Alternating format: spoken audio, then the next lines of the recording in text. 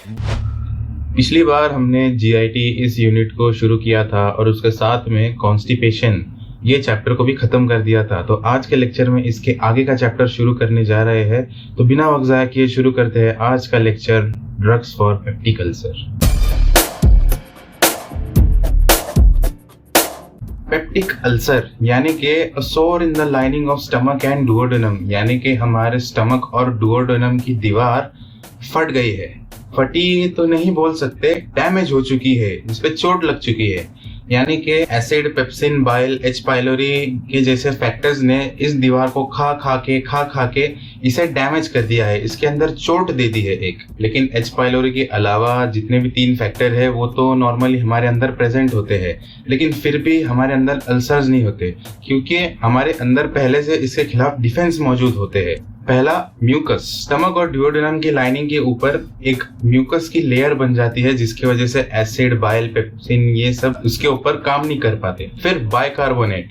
Bicarbonate ये एक base है, तो ये एसिड को न्यूट्रलाइज करता है। प्रोस्टाग्लैंडिन और नाइट्रिक ऑक्साइड ये दोनों भी बाइकार्बोनेट और म्यूकस के प्रोडक्शन को बढ़ाते हैं। फिर इसके बाद है हाई म्यूकोजल ब्लड फ्लो। अगर म्यूकोजा को ज्यादा ब्लड फ्लो देंगे तो उसकी वजह से ज्यादा ऑक्सीजन, ज्यादा न्यूट्रिएंट्स, ज्यादा ग्रोथ फैक्टर्स म्यूकोजा तक पहुंच पाएंगे, जिसकी वजह से रिपेयर जल्दी हो पाएगा। और आखिर में इनेट म्यूकोजल सेल रेजिस्टेंस, यानी कि म्यूकोजा सेल के अंदर खुद भी एक रेजिस्टेंस होती है जिसकी वजह से वो जल्दी टूटते नहीं है। अभी पहले देख लेते हैं कि गैस्ट्रिक एसिड सेक्रीशन होता कैसे है, क्योंकि अल्सर में मेन दिक्कत HCl ही देता है। तो अगर इसका सेक्रीशन हमने समझ लिया तो फिर अल्सर्स को ट्रीट करने में आसानी होगी। तो इसको ऐसे समझते हैं, पहले अपन ने खाना खाए तो अपने ब्रेन को एक सिग्नल गया कि पेट के अंदर खाने जाने वाला है, तो इसको तोड़ने की तैयारी करो।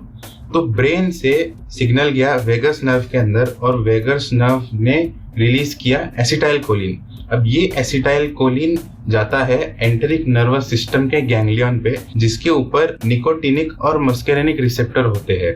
इन दोनों के ऊपर ये अटैच होता है, जिसके वजह से ईएनएस गैंग्लियन के अंदर से भी एसिटाइलकोलिन निकलता है। अब ईएनएस गैंग्लियन से निकला हुआ एसिटाइलकोलिन ये एंटेरोक्रोमैफिन लाइक सेल्स ECL जो के स्टमक में होते हैं गैस्ट्रिक ग्लैंड्स के अंदर, तो इसके ऊपर भी मस्केरेनिक रिसेप्टर होता है, यहाँ पे ये बाइंड हो जाता है, जिसकी वजह से ECL के अंदर से हिस्टामिन रिलीज होता है। ये एक पैराइटल सेल है, ये स्टमक का ल्यूमेन है। ये ग्रूव जो देख रहे हैं इन्हें कनालिकुली बोलते हैं और यहाँ पे proton pump H+K+ ATPase enzyme रहता है। और पैराइटल सेल के सरफेस के ऊपर H2 रिसेप्टर रहता है।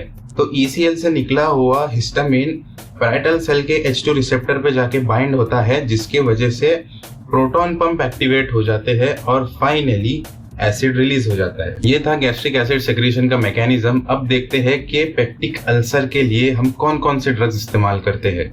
तो इनमें क्लासेस आते हैं gastric acid secretion inhibitors, antacids, ulcer protectives और एंटी एच पाइलोरी ड्रग्स। इसमें पहले अपन देखेंगे H2 एंटागोनिस्ट। H2 एंटागोनिस्ट ये नाम से ही समझ में आ रहा है, पैराइटल सेल्स के ऊपर जो H2 रिसेप्टर है ये उसके खिलाफ काम करेगा। इसके अंदर ड्रग्स आते हैं सिमेटिडिन, रैनिटिडिन, फेमोटिडिन और रॉक्साटिडिन, जिसे ऐसे भी याद रख सकते हैं क्राफ्टी रॉक्स। जिसमें सिमेटिडिन इसका प्रोटोटाइप ड्रग है। सिमेटिडिन की प्रॉपर्टीज क्या क्या है, पहला तो सेम है, H2 रिसेप्टर को ब्लॉक करेगा ये, जिसकी वजह से हिस्टामिन का असर नहीं होगा प्रोटॉन पंप के ऊपर और एसिड नहीं निकलेगा। लेकिन इसके साथ एक दिक्कत भी आती है, H2 रिसेप्टर सिर्फ पैराइटल सेल्स के ऊपर नहीं बल्कि ब्लड वेसल्स के ऊपर भी होते हैं, जिसकी वजह से ब्लड वेसल्स रिलैक्स कर पाती है और ब्लड प्रेशर नीचे गिर पाता है। लेकिन H2 ब्लॉकर की वजह से ब्लड वेसल का H2 रिसेप्टर भी ब्लॉक हो जाएगा, जिसकी वजह से ब्लड वेसल्स रिलैक्स नहीं कर पाएंगी। तो अगर बीपी बढ़ा हुआ है तो वो कम नहीं हो पाएगा। फिर दूसरी प्रॉपर्टी इसकी गैस्ट्रिक एसिड सेक्रेशन को इनहिबिट करना। जो गैस्ट्रिक एसिड सेक्रेशन का स्कीमेटिक हमने पढ़े उसके हिसाब से अगर देखें तो ये हर टाइप के गैस्ट्रिक एसिड सेक्रेशन को इनहिबिट कर रहा है। और इनका स्टमक, इसोफेगस या फिर कार्डियक स्फिंक्टर की मोटिलिटी पे कोई भी इफेक्ट नहीं है। इसके काइनेटिक्स देखते हैं। पहले देखेंगे इसका रूट ऑफ चॉइस। देखो, पेप्टिक अल्सर्स की बात हो रही है, यानी कि इसका रिलेशन है एसिड सिक्रीशन से। अभी इसको सीधा सीधा एसिडिटी से रिलेट करो कि एसिडिटी जब भी होती है तो अपन या तो कोई पाउडर लेते हैं या फिर कोई दवा लेते हैं। कभी देखा किसी को एसिडिटी हुई तो वो इंजेक्शन या सलाइन लगा के बैठा है? नहीं ना।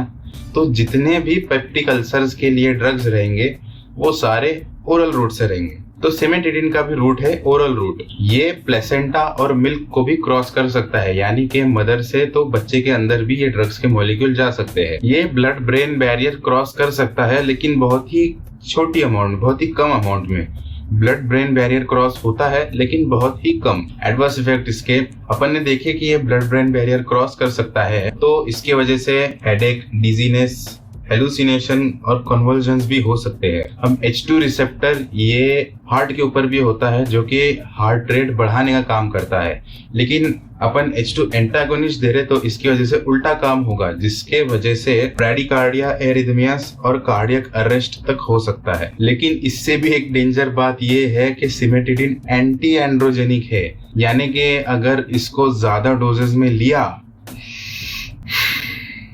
तो लफड़े हो जाएंगे। बहुत बेकार हुआ है।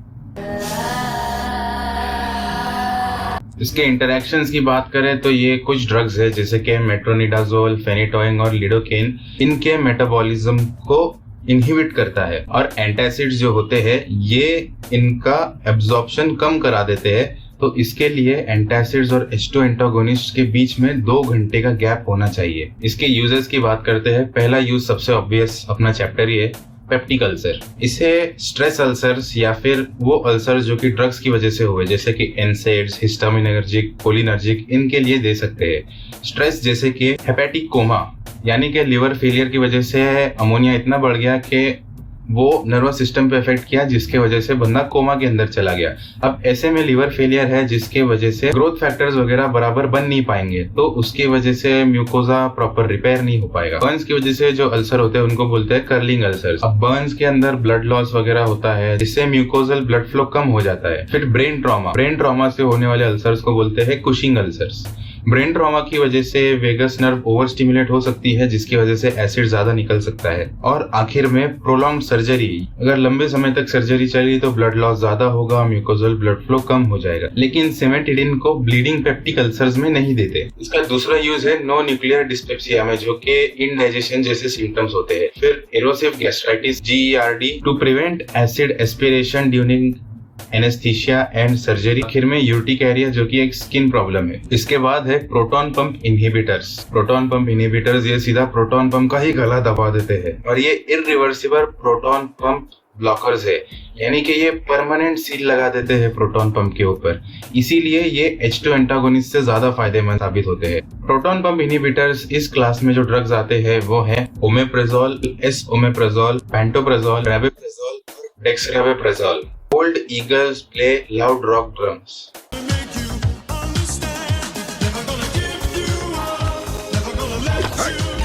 प्रोटॉन पंप इनहिबिटर्स में प्रोटोटाइप ड्रग आता है ओमेप्रेजोल। ये एसिडिक pH लेस देन 5 में 2 कैटायंस में आयोनाइज हो जाते हैं और प्रोटॉन पंप को बाइंड कर देते हैं, जिसकी वजह से उसका इनहिबिशन हो जाता है। पैराइटल सेल की कैनालिकुली पे एसिडिक मीडियम होता है, इसीलिए PPI का कॉन्सेंट्रेशन वहां पे ज्यादा होता है। ये गैस्ट्रिक ग्लूकोजल कार्बोनिक एनहाइड्रेस को भी इनहिबिट करते हैं। ये वही एंजाइम है जो अपन रेस्पिरेशन में पढ़ते थे, जो कि कार्बोनिक एसिड बनाता है, और ये इसे भी इनहिबिट कर देते हैं, तो स्टमक के अंदर थोड़ा भी एसिड नहीं बनता। अब अपन ने देखे कि ये इरिवर्सिबल प्रोटॉन पंप इनहिबिटर है, यानी कि किसी भी पंप को अगर ये चिपक गए तो वो परमानेंट बंद हो जाएगा।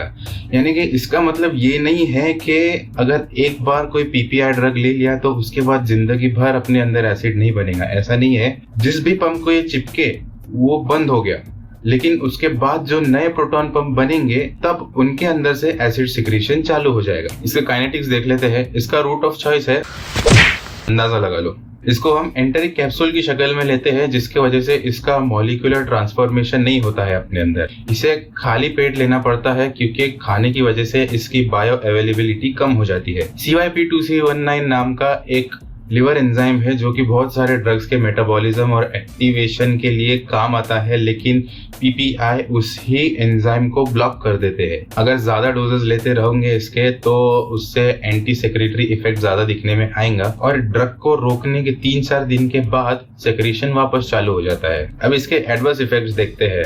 देखो, एसिड की वजह से आयरन और कैल्शियम ये एब्जॉर्ब होता है, लेकिन अब एसिड नहीं बन रहा है तो इसकी वजह से आयरन और कैल्शियम बराबर से अब्सॉर्ब नहीं होंगे, जिससे होगा आयरन डेफिशिएंसी एनीमिया और साथ में ऑस्टियोपोरोसिस।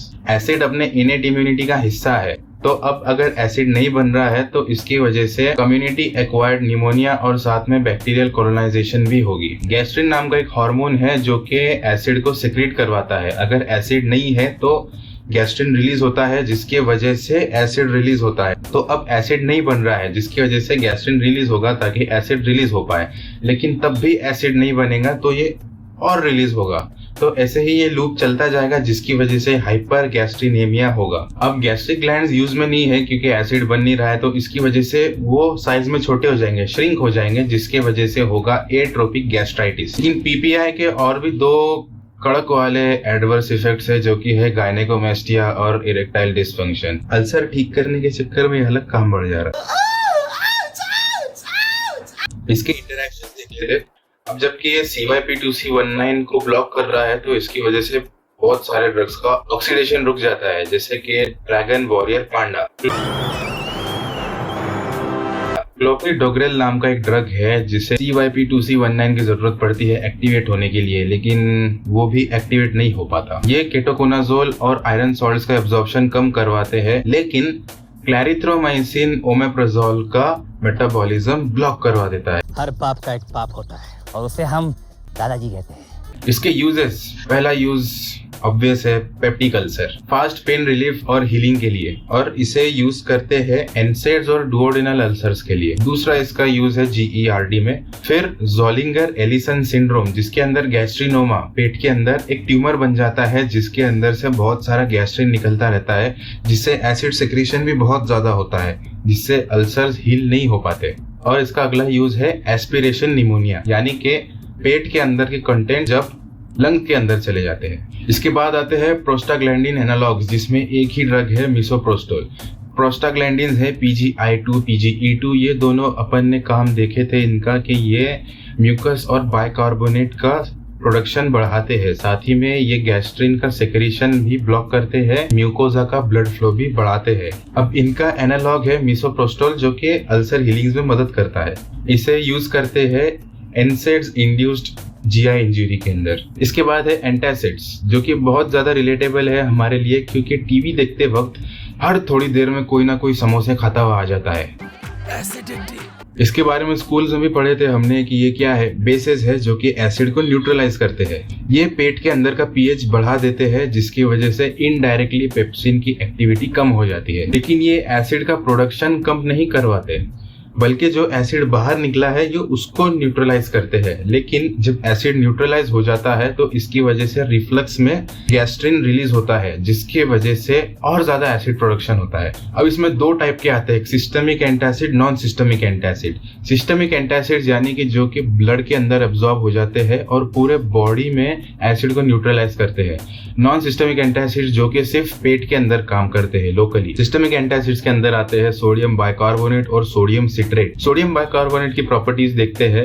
ये वाटर सोल्यूबल है और इसका एक्शन फास्ट है, लेकिन इसके डीमेरिट्स भी बहुत सारे हैं, जैसे कि इसका सिस्टमिक एब्जॉर्प्शन हो जाता है तो इसीलिए इसको ज्यादा डोज में देना पड़ता है, लेकिन उसकी वजह से एल्कलोसिस भी हो सकता है। ये पेट के अंदर जाके CO2 बना देते हैं, जिसकी वजह से डिस्टेंशन, बेल्चिंग, यहाँ तक के अल्सर का परफोरेशन होने का भी रिस्क रहता है। इनकी वजह से एसिड रिबाउंड भी होता है, और जबकि इसके अंदर सोडियम है तो इसकी वजह से सूजन और कार्डियक डिसीजेस ये और ज्यादा बढ़ सकते हैं। इसके बाद सोडियम सिट्रेट, जिसके भी सेम प्रॉपर्टीज है, बस ये पेट के अंदर जाके CO2 नहीं बनाता। नॉन सिस्टमिक एंटासिड्स की बात करते हैं। ये वाटर इनसोल्यूबल होते हैं और पेट के अंदर जाके क्लोराइड सॉल्ट्स बना लेते हैं। इनके एग्जांपल्स की बात करूं तो इसमें आते हैं my mom always makes cake.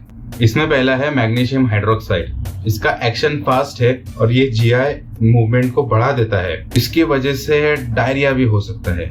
इसके बाद है एल्यूमिनियम हाइड्रोक्साइड। ये थोड़ा कमजोर है, इसका एक्शन स्लो है और इसकी वजह से कॉन्स्टिपेशन भी हो सकते हैं, क्योंकि इसमें एल्यूमिनियम है जो कि स्मूथ मसल्स को रिलैक्स कर देता है, तो गैस्ट्रिक एम्प्टिंग जल्दी नहीं होती। इसके बाद है मेगाल्ड्रेट हाइड्रोक्सी मैग्नीशियम एल्यूमिनेट, जो कि मैग्नीशियम हाइड्रोक्साइड और एल्यूमिनियम हाइड्रोक्साइड दोनों का मिक्सचर है। इसका फास्ट एक्शन होता है लेकिन लंबे समय तक भी टिकता है। फिर इसके बाद है कैल्शियम कार्बोनेट चूना भी जल्दी काम करना शुरू कर देता है, लेकिन ये पेट के अंदर जाके CO2 बना देता है, जिसकी वजह से हमें तकलीफ हो सकती है। इसमें जो कैल्शियम है वो पैराइटल सेल्स में डिफ्यूज करके और एसिड सिक्रीशन को बढ़ा सकता है। इसके साथ एक बीमारी जुड़ी हुई है, मिल्क एल्कली सिंड्रोम, यानी कि पहले के जमाने में लोग चूने के ऊपर दूध पी लेते थे तो बॉडी के अंदर धड़ाधड़ कैल्शियम बढ़ जाता था। इसके वजह से headache, anorexia, weakness, abdominal discomfort होता था और साथ में abnormal calcium deposits, renal stones और एल्कोलोसिस भी हो जाता था। तो इसके लिए चूने के साथ में दूध नहीं पीने का।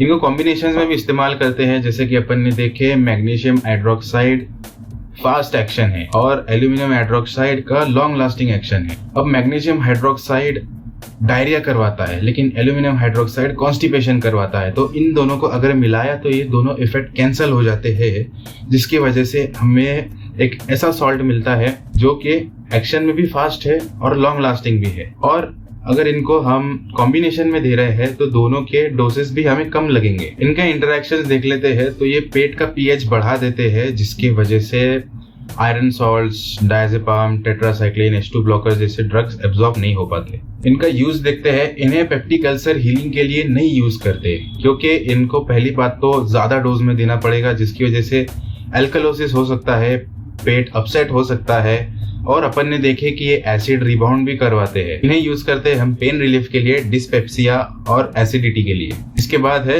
अल्सर प्रोटेक्टिव्स, जिसमें आते हैं सुक्रोल्फेट और CBS। सुक्रोल्फेट की बात करें तो इसमें होता है सुक्रोस, एल्यूमिनियम और सल्फेट। ये एसिडिक pH में पॉलीमराइज हो जाते हैं और अल्सर के फ्लोर के ऊपर सेटल हो जाते हैं। अल्सर्स के कुछ पार्ट्स रहते हैं, जैसे कि उसके बाउंड्रीज, उसका फ्लोर, उसका बेस, तो ये फ्लोर के पास सेटल हो जाते हैं और एक प्रोटेक्टिव लाइनिंग बना देते हैं, जिसके वजह से बाइल, एसिड, पेप्सिन इसके ऊपर अटैक नहीं कर पाते। इसमें एल्यूमिनियम होता है तो उसकी वजह से गैस्ट्रिक एम्प्टिंग कम होती है। इसके साइड इफेक्ट्स है जैसे कि कॉन्स्टिपेशन एल्यूमिनियम की वजह से, हाइपोफॉस्फेटेमिया ये भी एल्यूमिनियम की वजह से, एल्यूमिनियम फॉस्फोरस के साथ बाइंड करके कुछ इनसॉल्युबल कॉम्प्लेक्स बना लेता है, और तीसरा है ड्राई माउथ। इसे यूज करते हैं हम बाइल रिफ्लक्स में, गैस्ट्राइटिस में और स्ट्रेस अल्सर्स के अंदर। इसके इंटरैक्शंस देख लेते हैं। कुछ ड्रग्स है जैसे कि सिमेटिडिन, टेट्रासाइक्लिन, डिगॉक्सिन, फेनिटोइन, ऐसे ड्रग्स का एब्जॉर्प्शन ये कम कर देते हैं।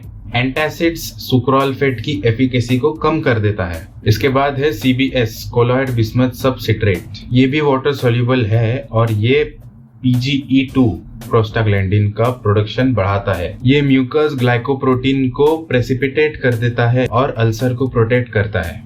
H. पाइलोरी जब भी अपने को इन्फेक्ट करती है तो ये अपने स्टमक की लाइनिंग पे चिपक जाती है। CBS H. पाइलोरी को स्टमक लाइनिंग से डिटैच करता है और उसे ब्लॉक कर देता है।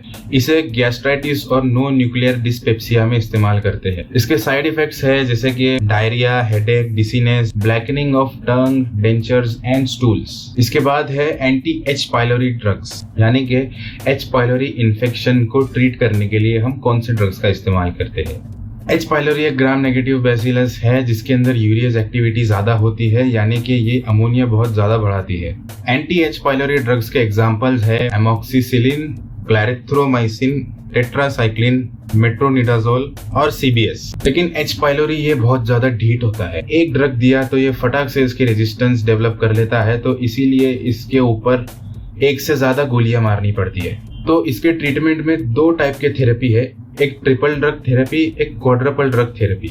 अब इसको ट्रीट करने के लिए अपने को चाहिए होगा कि हम इस बैक्टीरिया को मारे और एसिड को बनने से रोके, तो हमें एंटी बैक्टीरियल इफेक्ट और साथ में एंटी सेक्रेशन इफेक्ट भी चाहिए। तो अब यूएस एफडीए अप्रूव्ड एक रेजिमेन है जिसके अंदर दिया गया है एमोक्सिसिलिन प्लस क्लैरिथ्रोमाइसिन प्लस लैंसोप्रेज़ोल।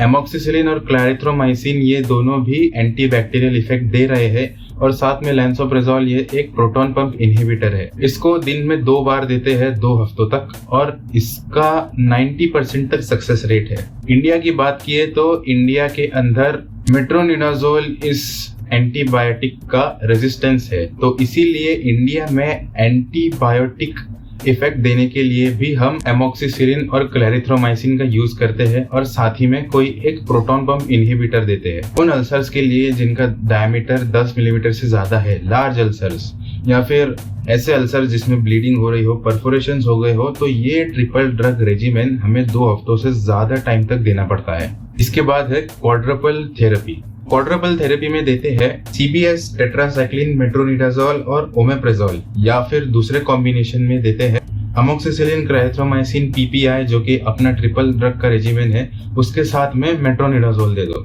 ये भी दिन में 2 बार 2 हफ्तों तक चलता रहता है। क्वाड्रपल थेरेपी हम तब देते हैं जब ट्रिपल ड्रग थेरेपी काम नहीं करता या फिर कोई ड्रग का रेजिस्टेंस ज्यादा है। तो इसी के साथ पेप्टिक अल्सर्स का चैप्टर भी कंप्लीट हुआ। इसके और कुछ टॉपिक्स बचे हुए हैं जो हम आगे के लेक्चर्स में कवर कर लेंगे। तब तक के लिए हंसते रहिए, मुस्कुराते रहिए और देखते रहिए एलमेस्टर।